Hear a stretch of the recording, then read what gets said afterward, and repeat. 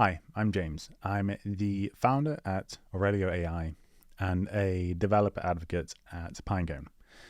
In this project, we're going to be looking at semantic search with Pinecone, and what we really want to be focusing on is what semantic and vector search is, how it works, and also how we can implement it ourselves. So this project will introduce you to one of the most popular vector databases in industry, which is Pinecone, and we'll learn where semantic search is used and where we can use it as well in actual products. We'll talk about the difference between semantic search and the more traditional keyword search. We'll explore how semantic search works, and we'll actually use semantic search over the Sanford question answering dataset. So before we dive into what vector search actually is, I want to give you a little bit of terminology to remember. So starting with a vector database. So vector database is what we're going to be using today, and you can think of it as a database, like a SQL database, but rather than storing rows of data, we're actually storing vectors or vector embeddings.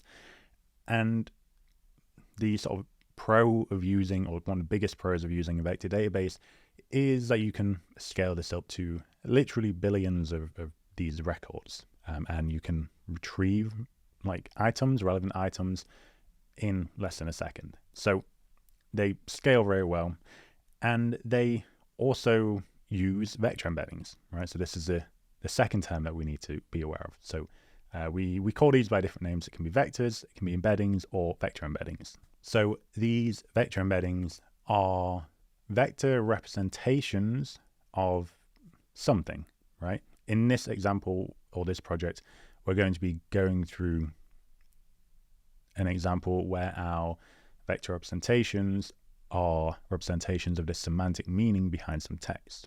So what do I mean by semantic and semantic meaning? Well, semantic is like the human meaning behind some words or a sentence or a paragraph, and semantic search is where we do a search across some text based on that meaning. So we're literally going to be searching through our vectors, and that action of searching through vectors is something we'd call vector search. Vector search is kind of like a broader category than semantic search. Semantic search is talking about text specific search. Vector search is talking about anything that can be converted into vectors. So that can be text, images, audio, it can be a lot of things. Now, there are many uses of vector search, and I almost guarantee you that you probably use it every single day. When you search for something on Google, there is a big component of their search engine is using vector search and semantic search. Amazon, the way that they do their recommendations, and the same for Netflix actually, the way that they do their recommendations also uses vector search. They basically convert us all into vectors, compare us to other vectors, i.e. other users, and look at what those other users are buying that we haven't bought yet, and then they recommend those products to us. But as I said, we're not going to be diving into that type of vector search. We're going to be focusing specifically on text-based search, which we call semantic search. Now, traditionally, text-based search has been done a little differently. So let's have a quick look at the more traditional keyword-based search. So in this little example here, we have a query and what we call a document. A document is like in the case of Google, it might be a web page that they have indexed and stored. So a document is not necessarily like a paper document or a PDF document. It just means a chunk of text that has been stored somewhere that we are searching through. So in this example, we're using the more traditional search approach of basically looking for term overlap, right? So we're looking for keywords that match across our query and our document. And there's a lot of methods for this. This is a sort of traditional approach that's been around for a long time. One of the most popular of those is called BM25. And essentially it's not going to just look at term overlap. It's also going to look at like how common a word is, how many words you have between your queries and documents, and whatever else. But we can see in this example that how query is, do any large monkeys come from the jungles of Indonesia? like this is incorrect, right? And we should actually put ape here, but let's assume like most normal users might not know the difference between a large monkey and an ape because they're technically two different things, right? And an orangutan is an ape, right? But all of that aside, this query here it should align, right? It should pick up this document, at least in terms of if we were searching based on human meaning, right? That would make a lot of sense. However, because we're using terms only, we're using traditional search, the chances of our query here picking up this document, because there's only one term that overlaps, right? Like large monkeys, we're referring to orangutan, jungles, kind of referring to rainforests, but they're not the same words, so they will not overlap, and we will not return that document for that query if we're using traditional search. So traditional term-based search kind of fails us in a lot of cases, and that's where we would want to use semantic search. So we would want to search based more on meaning than keywords. So we have document search, which is a very common use case that I've seen with a lot of organizations, which is essentially allowing their employees usually to search through their internal documents. This is incredibly popular, especially for bigger organizations. There is also chatbot knowledge training, or what we like to call retrieval augmentation with chatbots. And the idea behind this is that we use our vector database as almost like an external brain that we can give to a large language model for it to essentially look up information. That is, especially right now, incredibly popular. And it's something we actually will cover later in this course. Another use case that is less commonly seen but very useful is language classification. So by basically embedding all of your documents, you can very quickly classify those embeddings by just assigning them labels and saying, okay, these documents should be assigned to label A, these should be assigned to label B, and then you can literally search through that vector space with a new document and classify it very quickly. And another one is, and this is increasingly important, is the idea of agent and chatbot safety. So the idea behind this is that we would use this semantic search to identify queries from the user or even the chatbot that have some sort of malicious intent or are simply just not what we want it to do. So we can identify those bad queries and run some different part of code rather than allowing the LLM to generate something bad that we don't want it to generate. And these are just a few examples. There are many, many more examples out there of where you can use semantic search than just this. It's an incredibly powerful technology and approach, and it's used in many, many places. Now, before we dive into the code, I want to talk a little bit about what exactly vector search and semantic search is actually doing. So I'm going to start with, we're going to go through a couple of these visuals here. So when we're doing vector search, this is both vector and semantic search, we're basically creating these vector embeddings and putting them into a vector space, right? So this could be some text. It's gone through what we call an embedding model, and it's created this vector.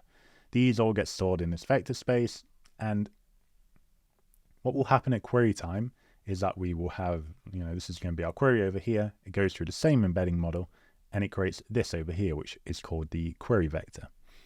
The query vector is then compared to all of the other vectors within, if this is a vector database, within our vector database, and the most similar or the closest other vectors will be returned to us. So we'd end up returning this vector and this vector and any metadata that is attached to it. Now, one parameter that you will be using later for sure is the top K parameter. That is essentially how many vectors should we return. If we set top K equal to 3, we might have returned this vector as well. Okay, so here is just another example of what we've just seen, just on like a 2D scope. So here you can see we're returning 5 items. That means our top K value would be 5. And these we're calling context vectors in this example. We can call them context vectors. More commonly now, they're actually called document vectors. But it means the same thing. Again, it's just a terminology thing. Now, this is how we would create our vectors. So we take sentence A, sentence B. You can see here that these two sentences, right, they don't have any term overlap whatsoever. Okay, so the bees decided to have mutiny against their queen, and flying, singing insects rebelled in opposition to the matriarch, right? We've got the word to, which is overlapping here, and that's it. So basically a keyword search is never going to show these two as kind of meaning the same thing. A vector search, however, should be able to, right? So with vector search, we have our embedding model here. This embedding model has been fine-tuned to take text and translate it into a vector, right? Those vectors, the meaning of those vectors is encoded into the vector space, so that what you will find is similar vectors occupy a similar vector space, as we can see here. And this example here, we're just doing text, right? But the vector space, it doesn't care what format you have put in before here, right? It doesn't care if this is text, if this is images, whatever else. It just cares that you put in vectors into the vector space. So we can actually do this. There are some models that allow us to do this with both text and image, right? So they're called multimodal models, where you can actually encode text and images into the same vector space. So, I could type this query of a dog running across a field, and I could actually return this image here. And there are other modalities that we can cover as well, for example, audio.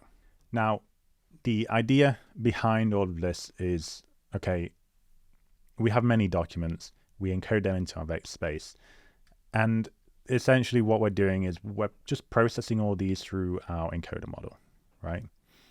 And that means that when it comes to query time, right, so we have a query here, we would encode this, like our query here, with that encoder model, put it into the vector database, and then all we need to do to compare everything is a very simple similarity comparison, right? So we would typically use something like cosine similarity, dot product, or Euclidean distance. Most commonly cosine. And so we can actually, from many, many documents, like I said earlier, billions in some cases, you can return the most relevant records very quickly. Okay, cool. So that is a brief explanation of what vector search and semantic search is. Let's take a look at how we can actually implement it. Okay, so before we begin, we're going to want to get a OpenAI API key and also a Pinecone API key if you don't have them already. So OpenAI API key, I assume you've probably already used this. You can get it from platform openai.com. And then for the Pinecone API key, you would go to app.pinecone.io. So once you've logged in to your Pinecone dashboard, you should see something like this. Your first screen here will probably be empty unless you've used Pinecone before and already created an index. But to get our API key and also environment variable, we come over to API keys on the left, we copy our API key, and we'll also want to remember this environment variable here as well. In the environment over here, we also want to set our environment variables. So I've already set mine here, but you would want to edit, just add your new environment, and you would do it's Pinecone API key. You would put your API key value in here, and then you would also do Pinecone environment. And that would be the US West 1 GCP that you saw me with earlier, although yours would probably be different. Yours may be like GCP starter or something else. So I already have my environment variables, so I'll just connect to that to make sure I have them in my workspace. Cool. Once that is done, we're going to go ahead and pip install a few libraries that we're going to be using. So going through these, we have OpenAI, Hugging Face datasets, and the Pinecone client.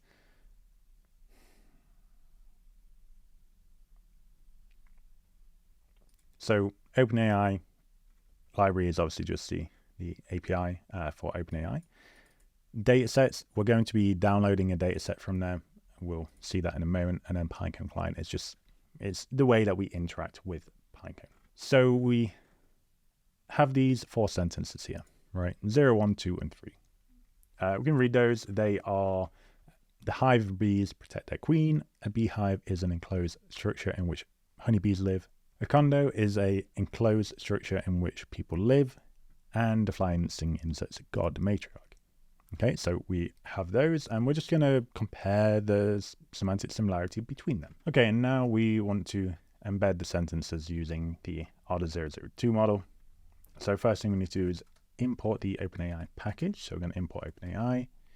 Then what we want to do is set a model, so this variable here, to the recommended embedding model from OpenAI, which at the time of recording is the text embedding ARDA002 model. You'll be able to find that just like a quick Google search. You should be able to find whatever embedding model they are recommending when you are getting to this. We then want to send sentences to the OpenAI API to create our embeddings. So we're going to get a response out of that. And we input, or the endpoint that we're going to be using is the OpenAI embedding.create function. We need to pass in the input, which is the sentences. So that will have to be like a list of strings. And then we will also want to pass in the engine parameter, which is just a model name. Okay, so engine equals model. We can run that. Okay, and then let's take a look at what we are returning there. So we do response.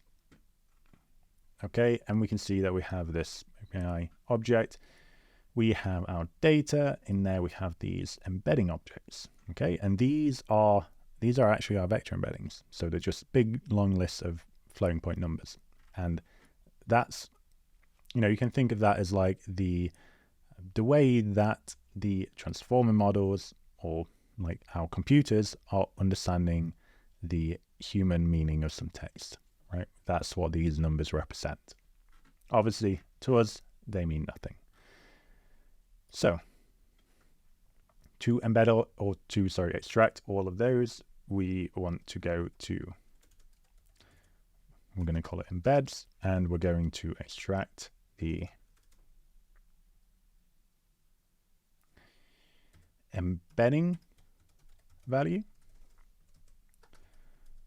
for R in response data.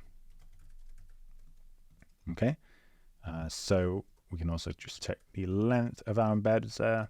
So we have 4 embeddings, and let's just check what is the length of one of those embeddings. So we have the length embeds and number 0. Okay, so we're just going to look at the length of a single one of those embeddings. Okay, so we have this 1536 value. This is important, right? Every embedding model has this sort of output dimension that they have. The ARDA002 model has this output dimension.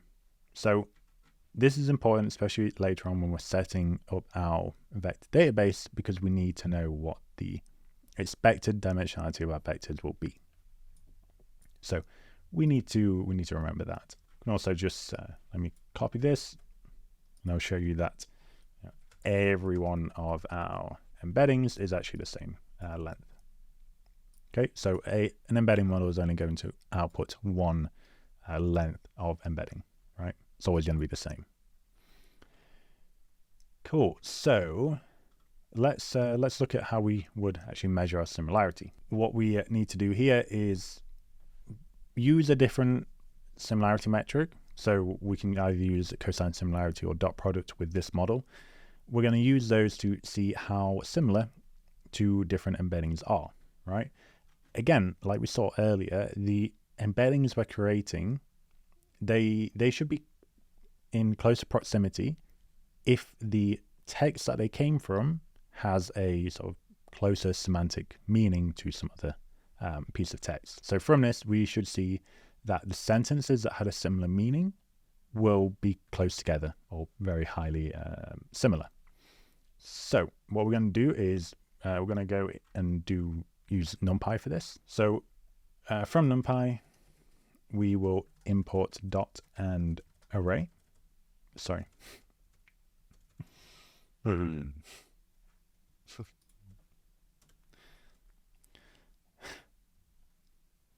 So what we're going to do is from NumPy, we are going to import dot and array.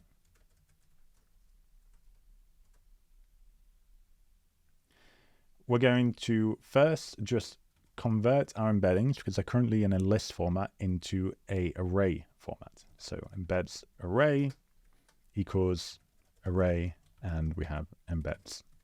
Take a look at the shape of that. Okay, so we have the 4 by 1, 5, 3, 6, which we would expect. And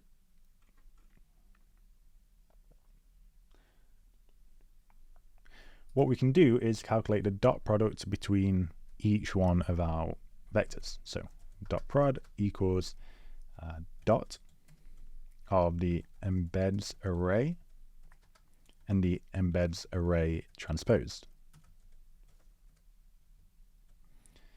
We can have a look at what that looks like, or the shape again. Okay, so we now have a 4 by 4 array. Basically, in that 4 by 4 array, we have like a similarity matrix, right? So you can see that in the diagonal here, we have basically 1 for each one of our vectors. That's because we're comparing we're comparing sentence 0 and 0 here. Sentence 0.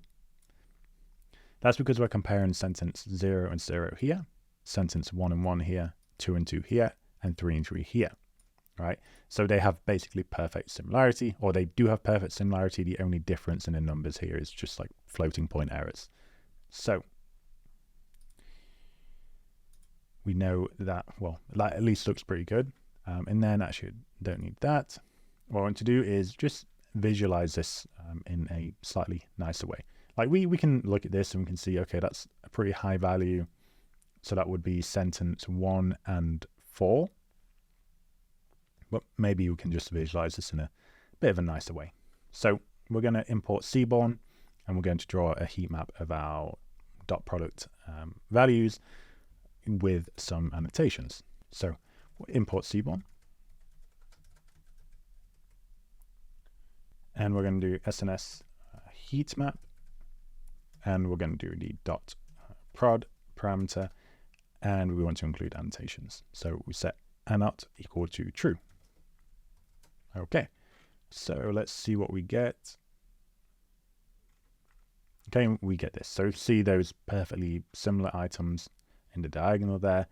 But yeah, so 0 and 3 have the highest similarity. Let's have a quick look at what 0 and 3 are. So 0 and 3, we have the hive of bees protect their queen, and the flying stinging insects guard the matriarch. Cool. So they both seem very similar. Other similar items we have is 1 and 0. Again, we can have a quick look at those. 1 and 0. A beehive is an enclosed structure in which honeybees live, and 0, yeah, they're both talking about bees, or a hive of bees. A condo is the one that is the least similar. Again, we have like a little table here. So yeah, we can see the condo sentence has the least similarity to everything. And yeah, this one here has the highest. Cool. So what we're going to do now that we've kind of seen how all this works, is actually implement this, right, with an actual data set. So we're going to use this Stanford question answering data set. So this is basically like a question answering data set. It has many questions and many documents or contexts. It covers many topics such as Beyonce, different universities in the US, and many other things. So yeah, it's a good example data set to start with. So what we want to do is first actually just download that data set. We're going to be pulling this from Hugging Face data sets. Okay, so we're going to do from data sets, import load data set, and then we want to load our data set, right? Our data set is going to be load data set.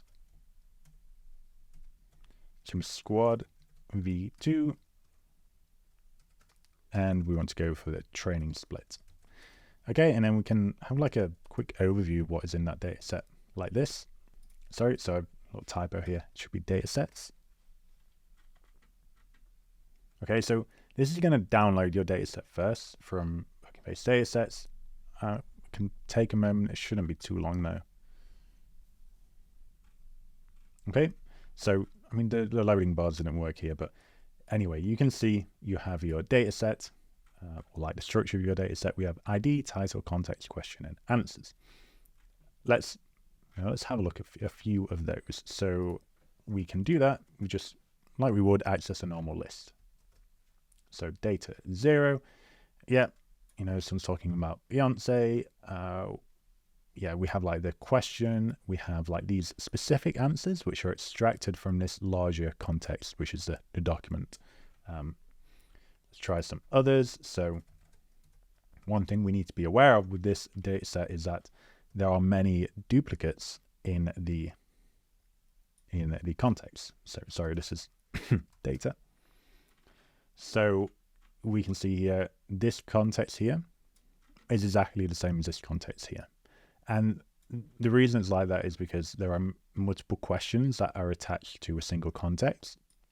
And the way that that has been kind of structured in this data set is by simply having many multiples of contexts. So data, let's have a look at a different one. We're still on Beyonce, and are we still on even the same, well, a very similar part here. Let's go a little higher, let's go to 500. Okay, so still talking about Beyonce. There are many Beyonce questions in here, but we should start talking about different topics pretty soon. So let's go 1,500. All right, cool. So now something completely different. We have this Sino-Tibetan relations during the Ming Dynasty. Okay, so yeah, we go from one extreme to the other. But yeah, we basically have many topics in there, and yeah, it's a good example to get started with. So first thing we're going to need to do, as I mentioned, is remove those duplicates, because when we're creating our vector index, we don't want to have duplicates in our context because they're just going to go to the same vector embeddings. And so all we're going to do is have like multiple records that lead to the same thing within our vector index. And we're also going to spend more, either compute or if we're using OpenAI, more money on creating those embeddings. So we don't really want to do that. So what we'll do instead is we're just going to remove those duplicate contexts. So context is going to be equal to a list of a set of our data, and then we're going to extract the context specifically. And we can just print out the length of our context there as well. Okay, so we should see 19,000, whereas before in the full data set we had 130,000. So we definitely removed a few duplicates there. Cool.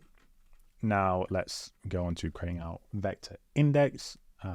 Oh yeah, I should probably talk about this a little bit. So there's, within Pinecone, we have like 3 container levels. At the very highest level, we have our vector database. This is equivalent to a SQL database. Then, like within a SQL database, we typically have tables, right, which is where we store individual rows. Those tables in like Pinecone speak would be what we call a vector index. And then another layer that we can optionally use is what we would call a namespace. So that's like a independent partition within your index where it would store, like, it's basically like a duplicate index, but within your index. So you cannot search within your namespace A and get results from namespace B. They're completely partitioned. So that is usually if you have, you're building a product with multiple customers and you need their data to be completely separate, you would store their data in the same index, but in different namespaces. So yeah, namespaces are useful to be aware of, but we won't use them here. So to create our first vector index, we need to initialize our connection to Pinecone. So to do that, we want to get our environment variables. So I'm going to import OS, and I'm going to go OS environ, and I'm going to get the Pinecone API key. Okay, I'm going to do the same for our Pinecone environment variable.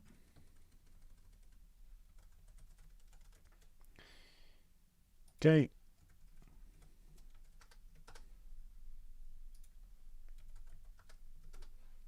And then we just initialize our connection to Pinecone. So Pinecone init API key equals API key, and environment equals env, like so. Sorry, I need to also import Pinecone.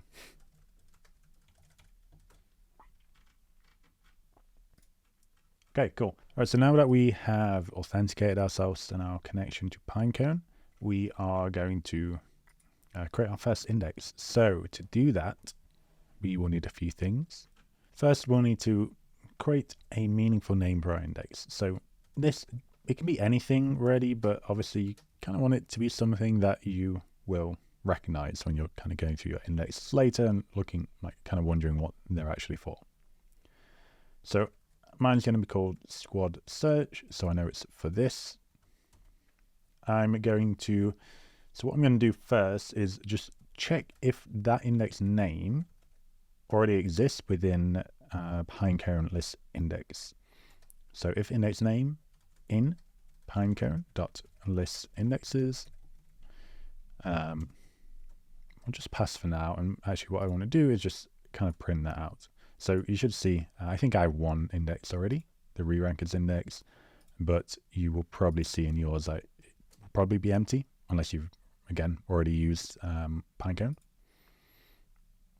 So I'm going to say if the index name is not in there, I'm going to create it. So to create index, we would do Pinecone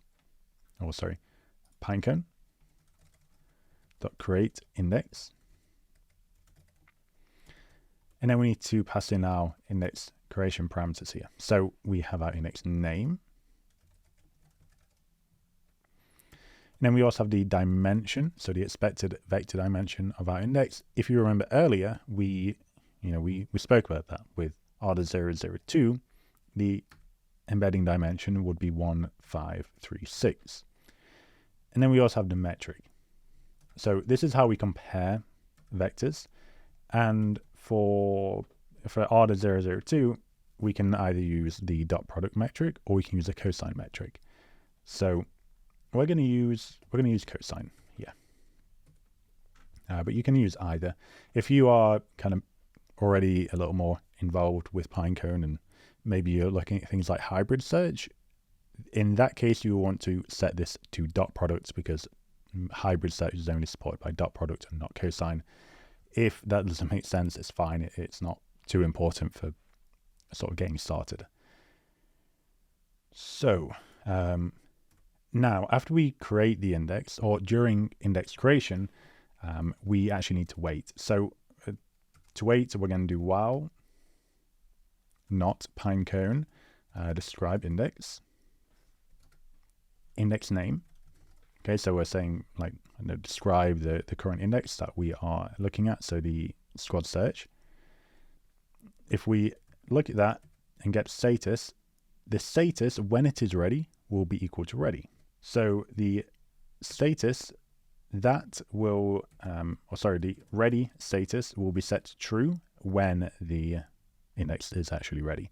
So while it's not ready, it will be false. So we can just say, okay, while it's not ready, I'm going to sleep for 2 seconds. And obviously to do that, we will also need to import the time module as well. So import time. Now, we can run that. That will take a moment. It shouldn't take too long to initialize. Probably, it should be less than a minute for sure. After that has initialized, what we can do is connect to the index. So we would do Pinecone .index, and we would type in our index name. Okay, I'll just I'll wait for that to run. Okay, and once that has run, we can come over to here. So this will connect to our index. I'm going to create a new cell, and I'm just going to do index.describe index stats. So this will give us kind of like a little overview as to what is in our index at the moment, which is currently nothing because we just created it. So right now that's empty. You can see the namespaces that I mentioned earlier is here. Also the dimensionality. Index fullness is another parameter which is based on basically your vector dimensionality, also how many vectors you have in there, and it tells you when your index is full. So, okay, that's cool. We can go or move on to indexing our data. Okay, so we have our embedding model and we have our vector index, so we can now begin indexing everything. Now, indexing process, we're going to do this in one big loop, and basically you can see here, we're going to put everything into a batch size of 100. It can take a little bit of time, so I think let's start by just importing our progress bar. So that will be from tqdm, import tqdm. And this is so that we can actually see the progress of our uploading or upserting, as we would call it in Pinecone, of our data as we go. So we want to set our batch size equal to 100. So this, we basically want to maximize our batch size because the more we have in a batch, it means the less API calls we're going to make, and the more, basically less time we're going to be waiting. But at the same time, we can't have it too high because you can't send too much data in one go over a single API call. So batch size of 100 is usually, it's a pretty good number to go with. So now what we're going to need to do is loop through our data set. So for I in, we want tqdm, so this is our progress bar. We're going to go through range 0 up to the length of our context. So we're going to be just indexing the context here, not the queries or anything. And we want to do that in batches of batch size.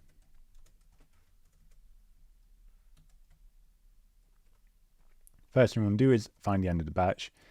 So basically, it's going to be I plus the batch size unless we are at the end of the batch, in which case it would just be the length of the context. So I plus batch size or the length of context. Okay, now we want to get basically all the data we need for our batch. So first I'm going to get the context from our context.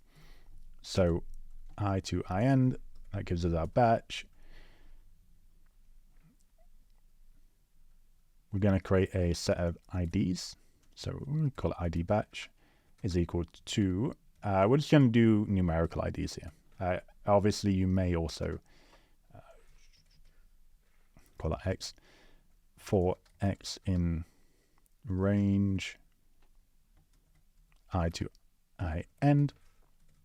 So you may also want to use actual ID values here. Pinecone will accept, like your typical ID values. So like UUID 4 identifiers, it will work as well as most other IDs. Okay, so we have, actually we should call this context rather than meta, because we actually do have metadata, so we'll pull that out later. So context, batch, ID batch. And now what we want to do is actually create our embeddings for this batch. So we're going to pull in our context batch and use OpenAI's embedding model to actually do that. So as we did earlier, we have our input, which is going to be the context batch, the engine, which is equal to our model, and then we'll need to extract those out into the embeddings. Okay, so here, embedding for R in response data. Okay, this would be response. Cool. So now we have our IDs, we have our embeddings. The last thing we want is our metadata.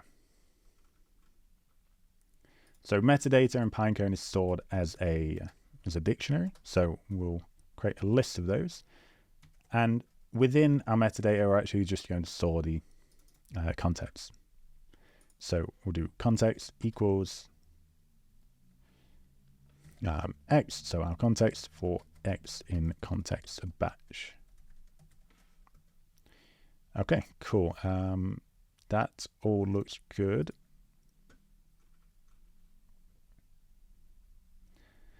Now all we need to do is combine all those together. So we have our toAssert variable, and Pinecone expects these to be basically an iterable object containing tuples of our IDs, embeddings, and metadata.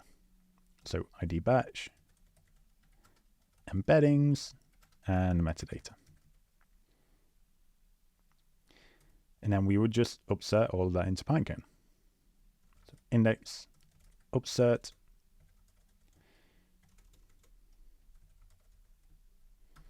and then we have vectors to upsert.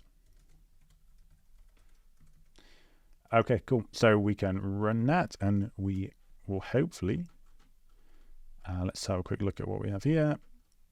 Open AI rather than open. Okay, so we can see now, okay, this is progressing. We've got a little loading bar down there, so we're not in the dark. And now all we need to do is just wait for this process to complete, and then we will continue and we'll take a look at actually querying our data set. Okay, so after all of that has been added into our index, we can go ahead and actually just check our, describe index stats again. So we go index describe index stats. Take a look at this, and we should see now that we have, before this was 0, now we actually do have something in there. Okay, so we're actually finally done with indexing and everything, and we can actually go into semantic search. Okay, so with search, right, we're going to create a text query. It needs to be embedded, and then we can search it using Pinecone's index query method. We'll also want to include the metadata in our response, because the metadata is where we're currently storing the text. So we'll also include, this would actually be include metadata equals true. Okay, so let's go ahead and do that. All right, so we're going to ask this question first. We're going to assign it to the query parameter. Okay. We're going to create our embedding. So remember, before we had the OpenAI embedding endpoint. So we do response equals OpenAI.embedding.create. Our input here is, it has to be a list of strings. We only have a string here, so we just put it inside a list like this. Our engine is equal to our model, and from that we'll see that we get our I think it's response of data. So let me run this, add a new cell. So we want to get our response data. We want number 0 in there. We only have 1 record in reality. We need to extract it out, and then we have embedding. Okay, so that would be our embedding. It's just going to be a load of numbers. We want to pass that into our query parameter variable there. Okay, and then that will give us our, it'll be 1,536 dimension query vector. So now we can query Pinecone. Okay, so as we kind of saw above, we need to use the index query function. Okay, so we'll come to here and do index.query, pass in our query vector. We also set the top k. Remember I mentioned top k before. We'll do top 3. And as mentioned, we need to do include metadata equal to true. Otherwise, we can't see the text attached to the vectors. So yeah, we'll just return that to the response variable, and we'll have a look at what is in there. Okay, so we can see we get quite a bit in there. Okay, so it definitely seems relevant to our question. So we had, what was it?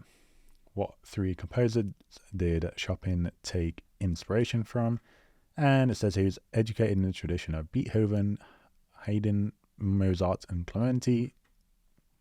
So yeah, I think that's pretty relevant. Next one. This one is not necessarily talking, it mentions influence by Chopin, but isn't necessarily about his influences. And then some more. But for sure, I think the first one is the one that is most relevant. Cool. So what we might want to do now is just wrap all of this up into a easier to use function. Okay, so we're going to call this search. It's going to take our query as a single input. First thing we want to do is get our response from OpenAI. So we're just kind of putting everything we've done so far together. So embedding.create. We have our input. It's going to be a list of query. And we have our engine, which is going to be the model. From there, we can extract our query vector as we did before. So that's going to be data 0 embedding. We'll get our response from our index. So we'll do our vector search. So it'll be xq. We want top k. We'll say 3 again. And as before, we want to include metadata.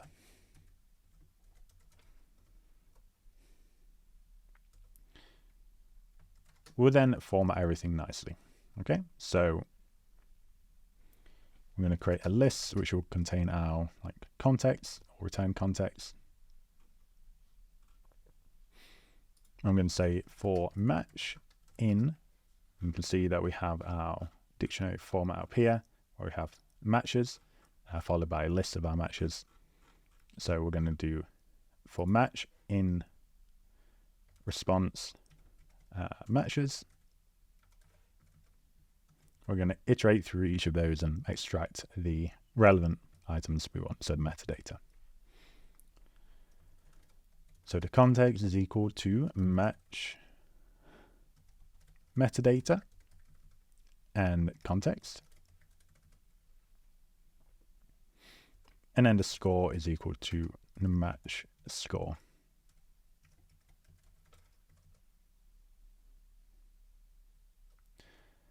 And we'll just append both the score and the context to our context list here. So append, we use a string here, we'll put in our score, round, score, and 2. And then we have our context in there. Okay, cool. So that should be pretty much everything. Last thing we're going to do is just return our context. Okay, so using the same query again, let's go through and see what we have. So I'm going to do a for result in search query. I'm just going to print out the result. Okay. So we'll see what we have. We'll see that it's similarity score and everything else.